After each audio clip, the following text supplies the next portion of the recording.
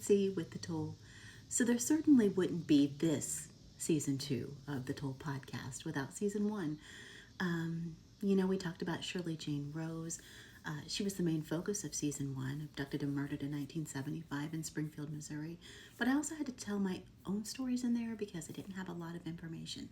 The case was so old and cold. But what that did is that gave Jeanette more insight into me, my storytelling, who I was as a person. I was able to open up and she was able to really connect. So, yeah, season 1 brought Jeanette to me. And then the question, about Shirley Jane Rose and Jeanette's dad. Was there a connection there? Also, the ghost story. And I don't think I've ever talked to Jeanette about the ghost story part of season 1, The Path Back Home. When I started looking into her case, there was a story that kept popping up at the house where she lived at when she was murdered. And it just got to a point where I couldn't ignore it anymore. So many people were bringing it up, and then I went digging, and wow, a lot of people knew about this.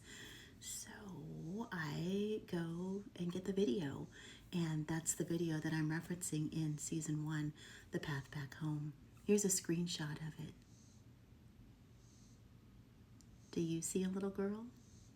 Go to thetollpodcast.com and you can see the whole video there and decide for yourself. When I got back home the day after I got that video, that night we put it on the big screen and it was a whole thing, and did not like that. It's crazy. The next morning though, I was at the bar part of our kitchen and I had my back turned. I was making something at the counter and I hear a penny drop from the ceiling and hit the counter, that very distinct roll, And I'm like, I'm going to turn around. Do I want to see a penny or do I not want to see a penny? I didn't know. I didn't know if I wanted to see a penny there. But that sound was very distinct and there was no penny. But strange things certainly started happening in my house. TVs flipping on. My husband is not a believer on any level, and he made us use different remotes.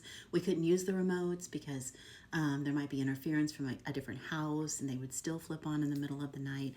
I remember when I was working on the website with my sister, I was on the phone with her, and I was in my bedroom on the bed, and boom, the TV flips on in the middle of us talking about Shirley Jane, and it was just stuff like that happened a lot.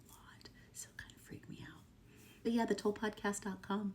Go check out that video. Tell me what you think. Thanks for sharing The Toll. I appreciate you.